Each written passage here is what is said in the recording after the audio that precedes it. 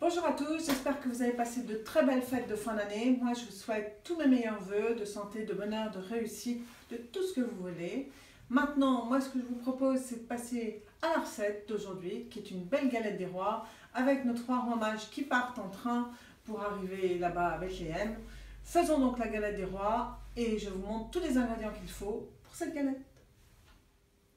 Donc pour cette recette, on va commencer par faire une crème d'amande avec du beurre, de la poudre d'amande. Alors moi j'ai pris de la poudre d'amande normale plus de la poudre d'amande brute, du sucre, un petit peu d'extrait d'amande, un petit peu de rhum et 2 œufs. D'un autre côté, on va faire une crème pâtissière. Pour cela, il va nous falloir, oh j'ai oublié, 1 ml de lait, 1 ml de lait, des œufs, du sucre, de la maïzena, de la farine.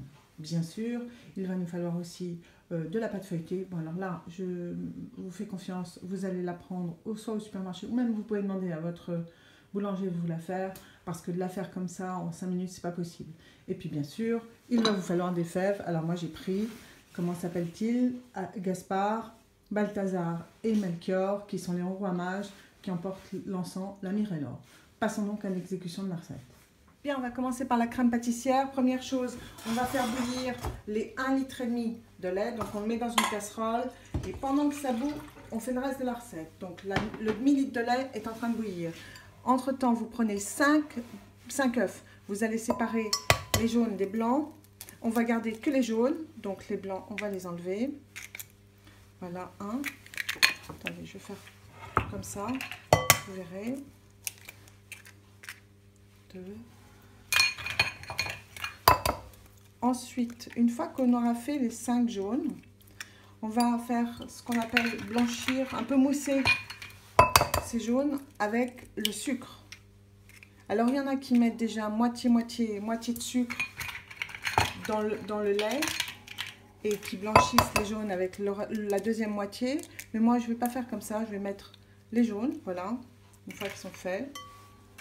Je vais prendre le beurre, le fouet, je vais mettre le sucre et je vais mélanger. On va mélanger. Voilà. On va bien mélanger.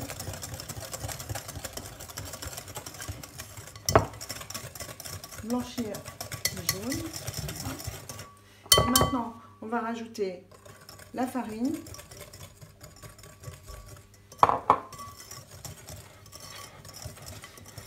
Et la maïzena. Bien sûr, hein, tout sera en barre d'infos au niveau des grammages des ingrédients pour cette crème pâtissière. Alors, il y en a qui la... Oh là là, j'en mets pas partout. Il y en a qui mettent un peu une gousse de vanille dans le lait qui est en train de bouillir. Moi, je ne l'ai pas mis parce que notre galette des rois sera faite avec de la crème d'amande. Donc, il vaut mieux charger en texture d'amande que de mettre en vanille. Donc voilà, une fois que mes jaunes sont un peu blanchis, on va attendre que ça bout et je reviens vers vous. Bien voilà, notre lait est en train de bouillir. On a notre mélange jaune d'œuf, farine, maïzena et sucre. On en met juste un petit peu pour détendre l'appareil. Et après, voilà, on va le détendre. Voilà.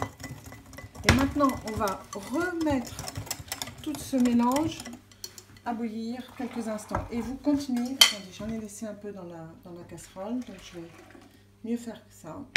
Voilà. Voilà. Et maintenant, vous continuez à fouetter pour que ça épaississe. N'hésitez pas. Voilà. Je pense qu'on va essayer de voir comment ça épaissit. Voilà, voilà, j'ai baissé, vous voyez, j'ai baissé le feu, ça épaissit, vous voyez, c'est évident. Alors, il faut faire attention de ne pas cuire les jaunes, parce que sinon ça risque de griller. Il faut juste pas cuire les jaunes façon omelette, si vous comprenez bien. Voilà, là. Alors à partir de là, vous pouvez même faire autre chose avec. Vous rajoutez de l'arôme vanille, de l'arôme ce que vous voulez. Vous faites une crème pâtissière. Voilà, ça c'est la base technique. Maintenant, je vais la prendre, je vais la mettre dans un plat et je reviens vers vous. Voilà, je vais le mettre dans un plat parce qu'il va falloir qu'elle refroidisse assez rapidement puisque je vais la mélanger avec comment dirais-je, ma crème d'amande que l'on va faire. Donc, je fais comme ça. Et ensuite, alors, si vous avez une grande plaque, plus c'est étalé, mieux c'est, puisque plus ça va refroidir vite. Et ensuite, vous mettez, on va la recouvrir d'un film. Comme ça, les bactéries ne vont pas se propager. Et puis, si vous n'avez pas de film, pour éviter que ça croûte, vous prenez un petit peu de beurre et vous passez votre noix de beurre sur le haut de votre crème pâtissière. Donc, voilà. Et ça, on va le mettre au frigidaire. Mais là, aujourd'hui, il fait moins 20. Donc, je vais le mettre juste dehors puisque c'est bien filmé. Comme ça, ça va refroidir très vite. Je reviens vers vous et on fait la crème d'amande.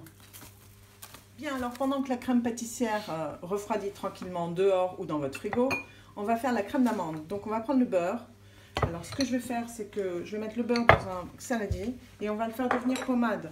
Alors, on prend une pommade comme une... C'est pas du beurre fondu, c'est pas du beurre, comment dirais-je, en petit dé, c'est pommade. C'est comme une pommade, comme la pommade que vous allez vous mettre quand vous avez mal aux jambes ou quoi que ce soit, ou quand vous faites un produit de beauté. Voilà. Alors, je fais devenir le beurre pommade comme ça en le travaillant et je reviens vers vous une fois qu'il est vraiment pommade. Alors, mon beurre est en pommade. Alors, maintenant, je vais y rajouter le sucre et je vais mélanger. Je vais rajouter ensuite la crème d'amande, la poudre d'amande. Alors bien sûr, hein, si vous avez un batteur, hein, n'hésitez pas à le faire au batteur, ça va 3 fois plus vite. Moi, je ne l'ai pas fait parce que je voulais vous montrer comment ça se fait. Mais normalement, au batteur, c'est encore mieux.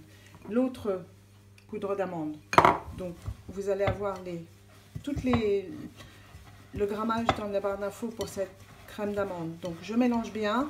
Une fois que c'est bien mélangé, avant de rajouter l'œuf et les liquides, je reviens vers vous. Voilà. Les poudres d'amande, le beurre, le sucre sont mélangés. Maintenant, je vais rajouter 2 œufs, sans la coquille bien sûr. Et on mélange le tout. Et quand c'est mélangé, je reviens vers vous. Voilà. Donc maintenant, j'ai rajouté les 2 œufs. Alors, on va rajouter un petit peu de rhum. Hein. Bon. Rajoutez tranquillement. Si ça vous fait plaisir, faites-vous un petit cocktail entre-temps. Comme ça, c'est sympa. Petit cocktail de rhum. Ou de toutes les manières, il va falloir que vous le goûtiez. Hein. Donc, je vais le goûter même. Tiens, allez, hop. Il sera parfait. Je vous le dis qu'il est parfait. Allez, maintenant, on va rajouter de l'arôme d'amande amère. Juste quelques gouttes parce que sinon, ces arômes sont souvent très, très forts. Voilà. Alors là, d'un côté, nous avons notre pâtissière qui refroidit. De l'autre côté, nous avons notre crème d'amande. Je reviens vers vous quand la pâtissière est refroidie pour faire le mélange. À tout à l'heure. Voilà, donc ma crème pâtissière, elle est refroidie. Ma crème d'amande est là. Et on va mélanger l'une dans l'autre. Alors, soit, ce que je vais faire, c'est que je vais commencer avec un peu de crème pâtissière dans la crème d'amande. On mélange tranquillement. Et puis voilà, je mets tout le reste. Maintenant que c'est bien commencé. Donc je mélange crème pâtissière et crème d'amande et je reviens vers vous. Bien, alors pour vous, une galette c'est rond, mais pour moi, on va la faire carrée. Pour une fois, on va la faire carrée. Donc vous avez pris votre feuille de feuilleté et puis on va se faire un petit carré. Bien sûr, vous allez garder les parures pour faire autre chose pour la prochaine fois. Donc on va la faire au même rectangle, comme vous voulez. Celle-là, on va la faire carrée et puis peut-être que j'en ferai une autre pour moi en triangle tout à l'heure. Parce que rond, c'est bien sympa, mais la couronne, elle sera dans la fève. Elle sera en fève. Voilà. Alors, une fois que j'ai fait un carré, je vais mettre la feuille avec la pâte feuilletée sur une plaque de cuisson et je reviens vers vous. Bien voilà, alors j'ai décidé de la faire carrée ou rectangle comme vous voulez. Maintenant, j'avais mis ma crème pâtissière et ma crème d'amande mélangées dans une poche. Et maintenant, on va farcir cette galette des rois. Alors, je vais la farcir style carré. Mais vous pouvez la faire en rond aussi. Hein. comme vous voulez. Vous pouvez la faire carrée, vous pouvez la faire ce que vous voulez. Donc je la farcis bien et je reviens vers vous. Vous allez laisser quand même un petit comment dirais-je, un petit espace pour qu'on puisse chiqueter la pâte et puis pour qu'on puisse bien la fermer. Donc voilà, je reviens vers vous dans 5 secondes, je finis et j'arrive. Bien voilà, alors maintenant, une fois que tout est garni, on va prendre nos petits rois mages. Moi, j'ai pris les rois mages. Alors, bien sûr, je vous rappelle, il y en a un qui a l'encens, l'autre qui a la myrrhe et l'or. Donc, je vais mettre 2 rois mages parce que je ne vois pas pourquoi il n'y en aurait qu'un qui est la fève sur une galette des rois. Donc, comme généralement, il y a un roi et une reine. Donc, maintenant, peut-être qu'on peut avoir 2 rois et 2 reines. Voilà. Alors, vous prenez un petit peu de dorure. Dorure, du jaune d'œuf. Si vous voulez, vous le mélangez un petit peu avec un petit peu de rhum. Un petit peu d'eau, comme vous voulez, un petit peu, oui, de rhum ou de l'eau, c'est parfait. Voilà, vous avez fait le tour comme ça. Et maintenant, on va reprendre l'autre partie du feuilletage pour juste le poser dessus. Alors, c'est un peu compliqué avec ces feuilles de feuilletage. Voilà, on va juste le poser dessus. Voilà, ça tombe bien. Voilà, donc la dorure que l'on a mis en dessous, ça permet aux 2 feuilles de bien coller. On va faire ça mieux. On va reprendre un petit couteau. Juste, on va la mettre à hauteur. Plouf. Voilà. Ça, c'est bien. Comme ça, c'est parfait. Voilà. Maintenant, on va dorer. On va chiqueter. On va aller prendre le couteau, côté où ça ne coupe pas. 2 doigts. Et vous faites comme ça, entre vos 2 doigts. Hop, vous allez chiqueter votre galette des rois partout. Donc, simple, si vous ne savez pas, mettez 2 doigts, un petit coup entre les 2 doigts. Et voilà. Donc, je finis de chiqueter et je reviens vers vous. Bien voilà, maintenant, elles sont chiquetées de partout. Vous allez prendre votre pinceau, toujours dorure, et vous allez peindre comme si vous allez faire de la peinture, tranquillement. Vous peignez toute votre galette, pas trop sur les bords parce que sinon votre feuilletage ne va pas monter. Juste dessus, parfait, comme ça, tout le dessus, comme ça va donner une belle couleur bien dorée à votre galette des rois. Donc on fait comme ça, partout. Alors encore une fois, soit vous mettez un petit peu d'eau avec un jaune d'œuf, soit même si vous voulez, un petit peu d'eau, un petit peu de rhum, puisqu'on a mis du rhum dans la recette, vous pouvez y aller. Ou alors même il y en a qui mettent du café dans la dorure pour que cette dorure ait soit un peu plus foncé. Bon, allez, hop, on va faire un petit trou juste pour le fun. Bon, il y en a qui le font, il y en a qui le font pas. Ben, vous voyez, il ne veut pas se faire, donc on va pas le faire. Oui, voilà. On va partir du milieu. On prend le couteau et on fait un petit décor en rosace, comme ça. Voilà, c'est ultra simple. Voilà. Tout du long. Mais vous pouvez faire des feuilles, vous pouvez écrire quelque chose. Selon votre imagination, ça c'est le truc le plus simple possible. Voilà. Et bien maintenant, j'espère que votre four est à 190 degrés parce que nous allons enfourner. On va devant le four et on y va. Bien alors voilà, on va enfourner notre galette à 190 degrés et on va le laisser pendant 25 minutes, comme ça on va revenir au bout de 25 minutes. Enfourner.